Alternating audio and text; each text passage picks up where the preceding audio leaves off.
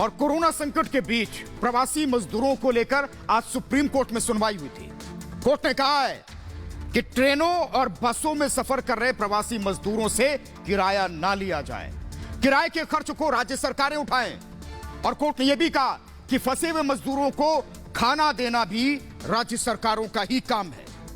Station पर खाना और पानी भी राज्य सरकारें मुहैया करवाएं और ट्रेनों के भीतर मजदूरों के लिए यह व्यवस्था रेलवे करे। और यही नहीं, बसों में भी प्रवासी मजदूरों को खाना पानी दिया जाएगा। कोर्ट ने कहा कि मजदूरों को खाना कहां मिलेगा, रजिस्ट्रेशन कहां होगा, बाकायदा इसकी जानकारी दी जाए जिससे किसी मजदूर को किसी तरह की समस्या ना हो।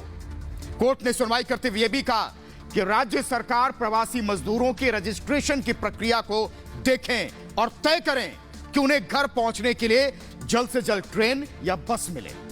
Justice Ashok Bhushan, justice S K Kaul, justice Shah की बेंच ने प्रवासी मजदूरों के मामले में सुनवाई की थी।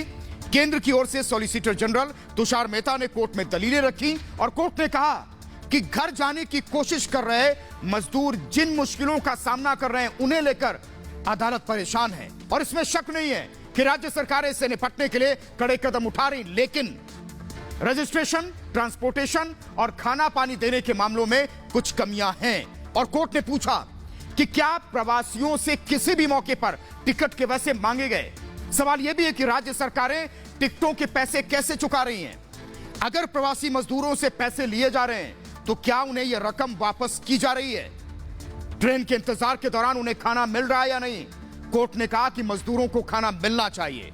सॉलिसिटर जनरल ने कहा कि हर रोज करीब 3,36,000 प्रवासियों को उनके राज्यों में पहुंचाया जा रहा है और सरकार ऐसे सभी मजदूरों को उनके घर पहुंचाएगी, जिस पर कोर्ट ने कहा कि इसके बावजूद बहुत से जरूरतमंद लोगों को फायदा नहीं मिला है। आपको बता दें, सुप्रीम कोर्ट ने इस मामले में मंगलवार को खुद ही संज्ञान लिया था। कोर्ट ने कहा था कि मजदूरों की हालत खराब है, उनके लिए सरकार ने जो इंतजाम किए वे नाकाफी हैं और अदालत ने इस मामले में केंद्र और राज्य सरकारों को नोटिस जारी कर जवाब मांगा था। और अब इस मामले की अगली सुनवाई 5 जून को होनी है। दुनिया भर में कोरोना के लिए वैक्सीन बनाने की तैयारियां जोर शोर से हो रही हैं। भारत सरकार के प्रमुख वैज्ञानिक सलाहकार ने कहा है कि देश की कुछ कंपनियां अक्टूबर तक वैक्सीन ट्रायल की प्री क्लिनिकल स्टडीज तक पहुंच सकती हैं। यह कोरोना वैक्सीन बनाने की दिशा में पहली सीढ़ी होगी हिंदुस्तान की। देश में 4 तरह से हो रही वैक्सीन बनाने की कोशिश। और आपको बता दें कि दुनिया भर में वैक्सीन बनाने की कई प्रक्रियाएं हैं और भारत में वैक्सीन बनाने में इन चारों तरीकों का इस्तेमाल हो रहा है। कंपनियां कई हैं, एक फ्लू वैक्सीन के बैकबोन में R&D कर रही हैं, कुछ फरवरी 2021 तक प्रोटीन बनाकर वैक्सीन बनाने की प्रक्रिया में जुटी हैं, तो कुछ स्टार्टअप्स और कुछ एकेडमिक्स की वैक्सीन बनाने की तैयारी कर रहे हैं।